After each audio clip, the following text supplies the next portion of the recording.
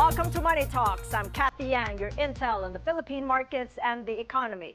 In the headlines, stocks in the peso extend losses as investors fret over the non-mention of some of the most pressing issues in the President's State of the Nation address. We get some perspective with former Trade Undersecretary Rafaelita Pita Aldaba, now at the DepEd Center for AI Research. And Calixto Topi Chiquiamco, political economist and Business World columnist. The government is anticipating up to 6 billion pesos in foregone revenues after granting zero tariffs on U.S. goods. And the Bangko Sentral ng Pilipinas says it is on course to cut policy rates in August.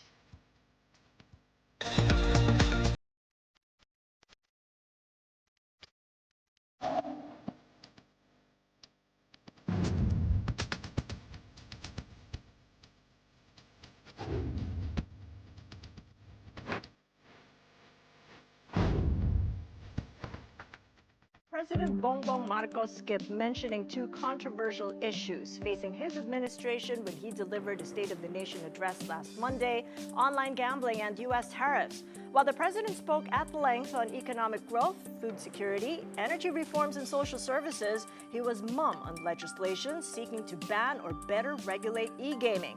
Palace Press Officer Claire Castro told News 5 it is because Marcos is still weighing the pros and cons of a total ban.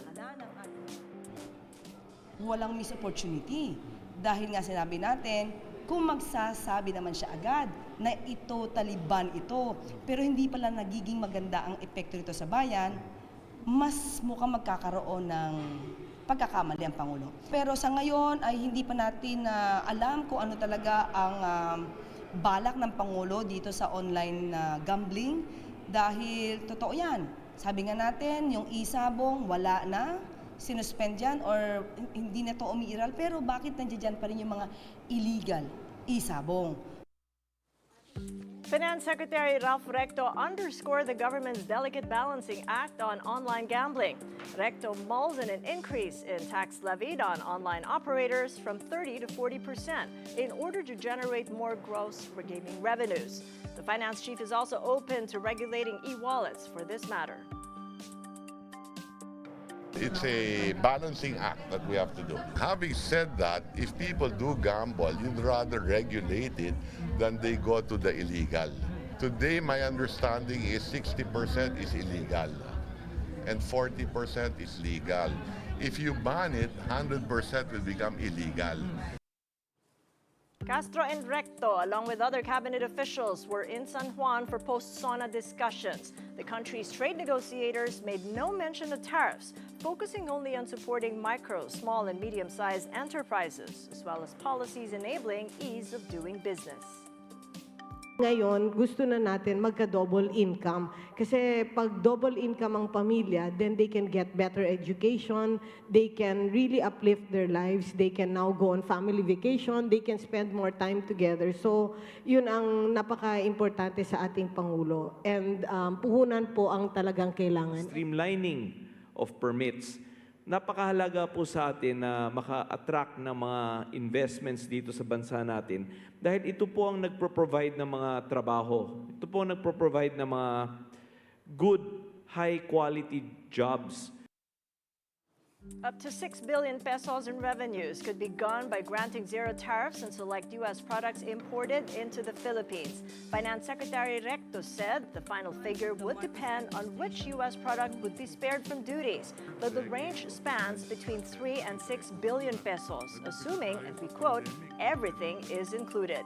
That everything covers automobiles, wheat, soy, and pharmaceuticals, though both parties are still ironing out details of the pact.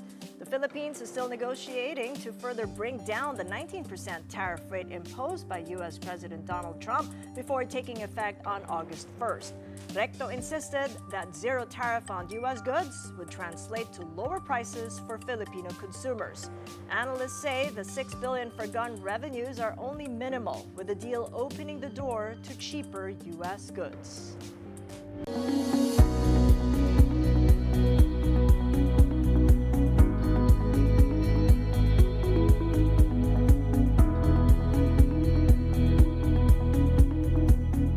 Today says says the SONA is more remarkable in what it didn't say on big important issues, such as the tariff deal with President Trump, the West Philippine Sea, and Marcos's foreign policy and online gambling. Well, with us now for more is Calixto Toti Chiquiamco, political economist and business world columnist. Toti, so good to see you and welcome to the program. Good morning, Cathy. Thank you for inviting me. Yeah, you know, some would argue that the Supreme Court's junking of Vice President Sara Duterte's impeachment complaint would land as number one on the list of unmentioned. Do you not agree? Yes, of course. That's the number one issue in the minds of voters and in the public. But yes, he chose to not to discuss it in the SONA. Why not? Well, I guess it's quite a delicate for him, So Sarah being still enjoying some popularity because of President Duterte. So I guess he chose to not to mention it. The other big elephants in the room, if you will, the West Philippine Sea and online gaming, online gambling. That's right. He also didn't make a mention of those. That's right. That's right. Well, I guess online gambling, it's understandable. It's still weighing the pros and cons, perhaps. And it's not going to be an easy decision because, of course, it might satisfy some of those trying to shut it down for whatever reasons, moral reasons. But the fact is, if you ban it, it's more likely that they will really go underground. I think it happened at the prohibition. They banned, alcohol. Now it only went to, the business went to the mafia and all the criminal elements. Could we have had more, maybe, clarity on how the POGO ban affected the economy, or perhaps given the economy the boost that it needed? Well, the POGO ban is, it's different in the sense that it was catering to the China's market, no? So it did affect, I think, the real estate market. As you can see, that the vacancies in the office is quite way up, no? So the POGO ban did not have as much effect on the economy as it would with the POGO, if they ban online gaming. Okay, so we'll talk about the things that he did make a mention of and go to the flood control projects. Do you think the mention of that and the kind of clarity that he gave, the review, the assessment, and the timelines that he set, gave him a bit of the points that he lost because of the non-mentions of the issues we just discussed? Well, at least he mentioned something about corruption, in the flood control projects, no? And I think that's what people are clamoring for, especially in social media. They're saying, they have 350 billion in flood control projects, but you still see Metro Manila flooded. So I think it's responding to that public clamor. And that public clamor, in one word, the alleged mangling of the 2025 budget, which the budget secretary had something to say about when that post-SONA discussion happened in San Juan. Let's just listen in to what she had to say.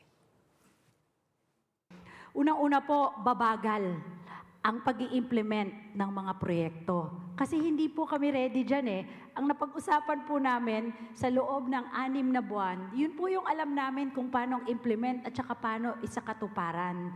So pag magkaroon po ng mga bagong proyekto na hindi po consistent sa ating mga programa, mahihirapan po kami i-implement itong mga to. Madidelay po ang proyekto pag hindi po consistent ang ating budget doon sa inaprubahan po ng executive. Madidelay po ang mga proyekto. That's what really resonated. To what extent do you think that might have an impact on, number one, construction spend? Because we already underspent in the first quarter of this year, and the impact it would have on the GDP. Well, I think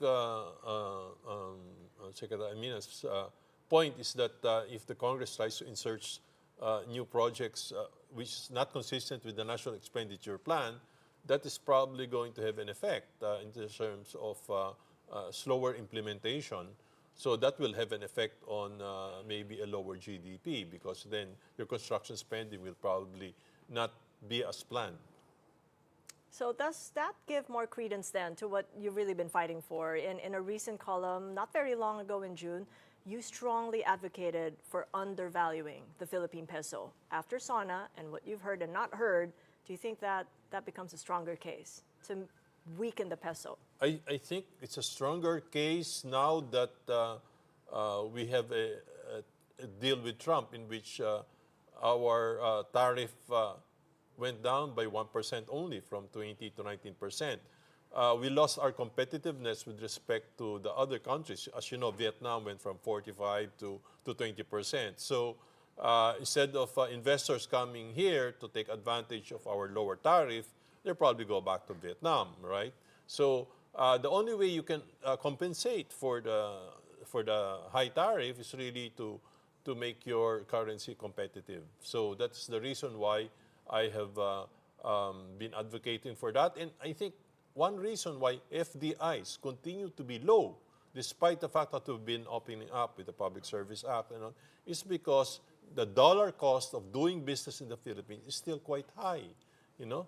And another reason why, for example, tourism, we're in the lower ranks of tourism numbers, no?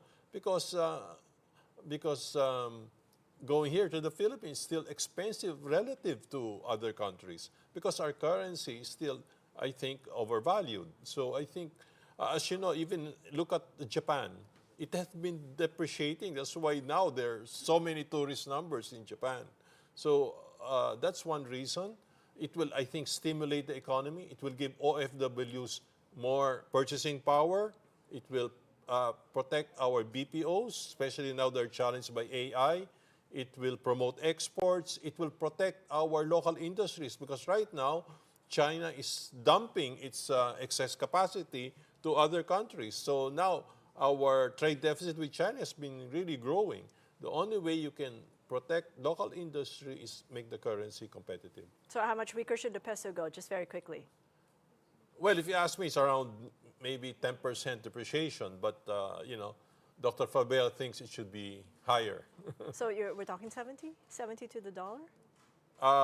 Dr. Fabela thinks it should be 70. And do you think it should be 70? I think it should be at least 10% depreciation. So we're now, what, 56, 57. So at least 10%, you know, 5 to or more. All right, we'll keep tabs of that pretty controversial suggestion, but thank you so much All for right. joining us. Okay, Dottie thank you. Chiquiamco, Business World columnist and political economist. And President Bongbong Marcos vowed to go after those who pocketed funds and received hush money from flood control projects. But good governance advocate Baguio City Mayor Benjamin Magalong claimed contractors and bidding agencies are in cahoots with lawmakers, allegedly getting 35 to 40% in kickbacks. Here's the report. Mahiya naman kayo sa inyong kapwa Pilipino.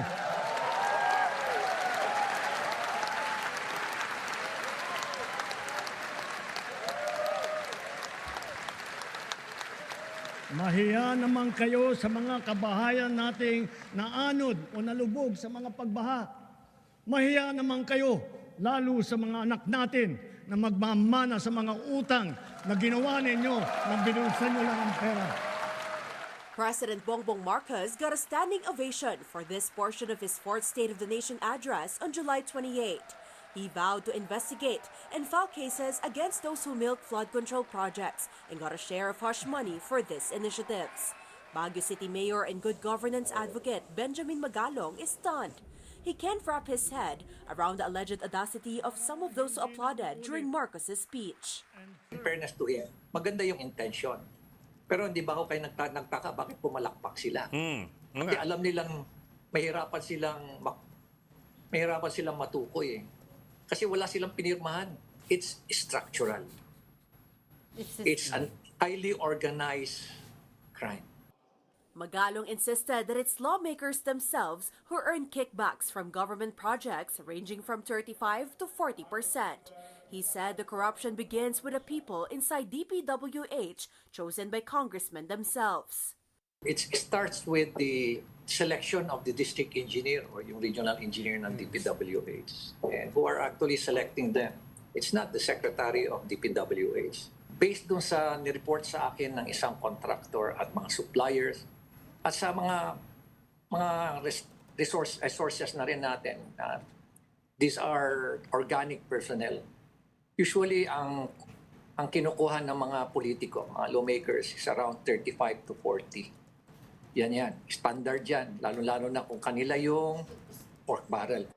But according to House spokesperson Attorney Princess Abante, all congressmen do is advocate or push programs for their constituents. House Speaker Martin Romualdez, for his part, said he will fully cooperate in possible investigations which will involve members of the House. And we take to heart his call, his frustration even, about the lingering shadow of corruption in our institutions. As Speaker, I share his concern and I accept his challenge, not with defensiveness but with determination. This is why the House of Representatives will launch a comprehensive congressional review of all infrastructure projects and fund implementation. We will investigate ghost projects, bloated contracts, chronic underspending, and abuse of discretion in fund realignment and procurement. Ang kaban ng bayan ay hindi dapat ninanakaw, hindi dapat sinasayang. Ito ay para sa mamamayan. Bawat sentimo, bawat proyekto, bawat serbisyo. We are not here to cover up. We are here to clean up. Bicol Representative Terry Ridon says it is unfair to accuse all lawmakers of getting massive kickbacks without hard proof. This comes after Baguio Mayor Benjamin Mangalong claimed lawmakers received 30 to 40% in commissions from infrastructure projects. Ridon challenged Mangalong to present evidence and said he should testify in the upcoming House probe. We have yet to see a single document, actually, that shows that, in fact, 30 or 40% had actually been received by a congressman or whichever legislator in the country. I think in the next couple of weeks, this investigation relating to infrastructure projects will be convened. Mayor Magalong is free to attend. We'll invite him. He can make his case that, in fact, 30 to 40% had, in fact, been received by lawmakers. You're watching Money Talks. Coming right up, our conversation with former Undersecretary of Trade and Industry, Rafaelita Fita Aldaba.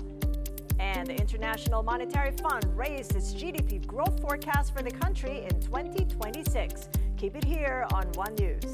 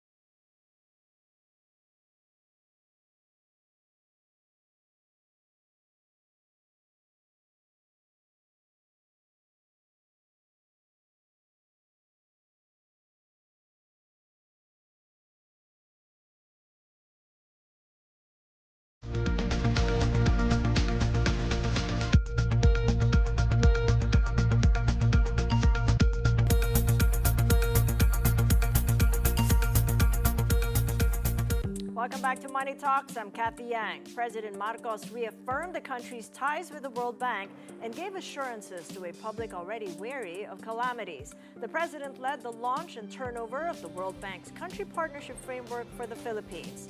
The 6-year roadmap from 2026 to 2031 ensures interventions are tailored to address the country's needs, with investments prioritized in health, education, digitization, and economic and social resilience. Marcos expressed gratitude to World Bank officials for 8 decades of supporting the Philippines. Beyond financial assistance, you have provided deep technical expertise, championed the most effective practices, and reignited a collaborative spirit that pushes us to deliver real, lasting impact for Filipinos. For all of these and more, thank you, thank you, thank you. With successive weather systems battering much of Luzon last week, the president assured Filipinos the government is on their side in times of need. Pinapalakas natin ang kakayahan ng bansa na harapin ang mga sakuna at epekto ng pagbabago ng klima.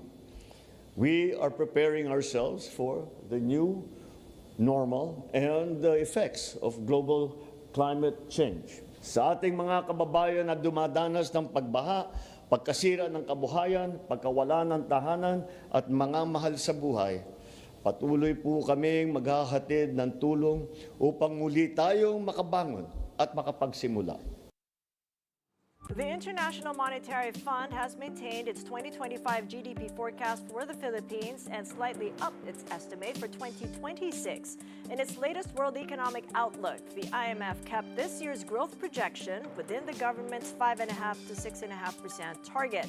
As for 2026, the institution raised its forecast to 5.9%, just 0.1% higher than its April estimate, but still below the government's 6 to 7% goal. While the IMF did not detail its outlook for the Philippines, it warned that global uncertainties may weigh on growth in emerging markets like Southeast Asia. A new remittance tax in the U.S. has raised concerns across Asia, but the Asian Development Bank says the overall impact will be minimal. Starting January 2026, the U.S. will impose a 1% tax on money sent abroad.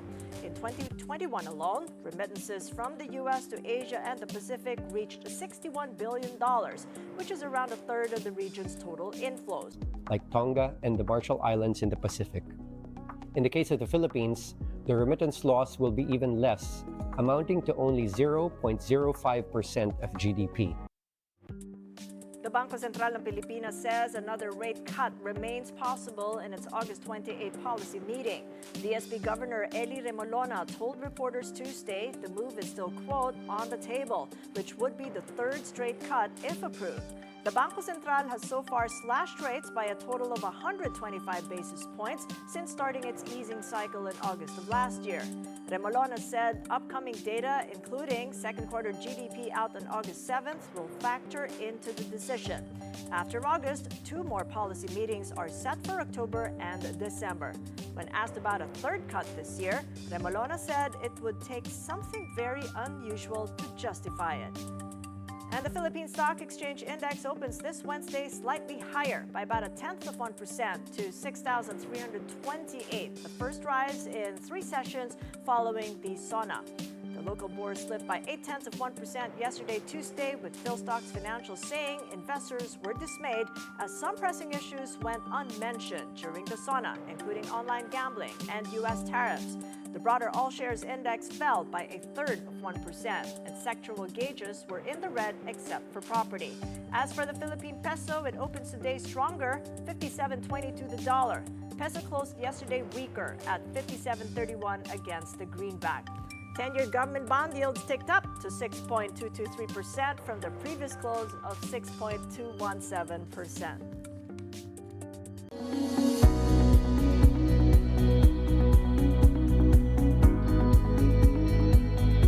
With our post-SONA conversations, our next guest is the former Undersecretary of Trade and Industry who spearheaded the agency's inclusive innovation strategy. She's now Strategic Advisor at DepEd Center for AI Research Philippines Qualifications Framework Council. Welcome, Rafaelita Fita Aldaba. So good to see you again, Fita. Welcome to the program. Hi, good morning. Thank you, Cathy. It's a pleasure to talk to you this Belated morning. congratulations on the new role. What's keeping you busy these days at the DepEd Center, if I may ask? Yeah, well, I'm currently serving the Department of Education, and we are, of course, implementing AI tools, building models so as to support DepEd's needs. And we're building real tools, actually. We have a group, it's composed of AI professionals like engineers, data scientists, education researchers, including economists like myself. Looks like a really exciting space. Tools, but we're solving real problems. real problems, finding real solutions. But you know, you've been equally busy updating that discussion paper with the Philippine Institute for Development Studies. This one that you wrote way back in April, navigating a new era of reciprocal tariffs. It's like you've never been gone at the DTI. What have you found is the Philippines standing now at the ASEAN 5 level with 19% of a tariff rate? Well, from the earlier pronouncements made in April, we were at an advantage point, I would say. We were the Philippines was the lowest at 17% versus our competitors, our neighbors like Indonesia, Vietnam, Thailand, and Malaysia. So using a tool which I called a tariff exposure composite index, which tries to measure the relative vulnerability of the country's exports to the new tariff regime, we were classified as a moderate risk. Malaysia also was a moderate risk during that first tariff announcement, but Vietnam was high, Thailand was at a high risk as well, and Indonesia was also moderate. But now that we have the new tariff announcements, with Vietnam coming down to 20%, which is very close to what was given to the Philippines at 19%, and it's also 19% for Indonesia. So we somewhat lost that advantage that we had previously, and right now, of course, we have to compete really against strong countries who have deeper involvements or deeper participation in the global. So Fita, what you're saying is that we're now at more of moderate rather than low to moderate. So a lot still needs to be done, especially as China's still in the second round of talks for a tariff truce extension, and it's considered the whale in the house. So how critical is it now that we do end up with what the government now wants at 15%? And is that possible at all with the kind of leverage or the lack thereof that we still have? I think the 15% is doable because our surplus is relatively smaller. But then again, we have to make really huge commitments. Like Indonesia offered almost 0%, almost 99% for all its products, and then it also agreed to reduce its non-tariff barriers affecting the exports of the U.S. in critical minerals, for example, as well as the other measures which would affect medical devices, pharmaceutical exports coming from the U.S. And at the same time, it committed to purchase really a lot of products coming from the U.S., around $4.5 billion in agriculture, as well as 50 Boeing aircraft. And then Vietnam also offered similar commitments and even promised that it's going to really prevent transshipment from happening in Vietnam. And the EU got 15%, but with a commitment of around $600 billion in investments. And at the same time, also Japan, which made a commitment of around $550 billion. So if we're able to match those kinds of offers, then 15% is going to be doable. Got that. Silver linings ahead and hope floats. As you say, nothing's final yet until August 1st. Thank you so much, Fita Aldaba of DepEd. Yeah, thank you. And that is it for Money Talks. I'm Cathy Yang. Catch us again tomorrow, 9:30 a.m. here on One News. Have a great day ahead.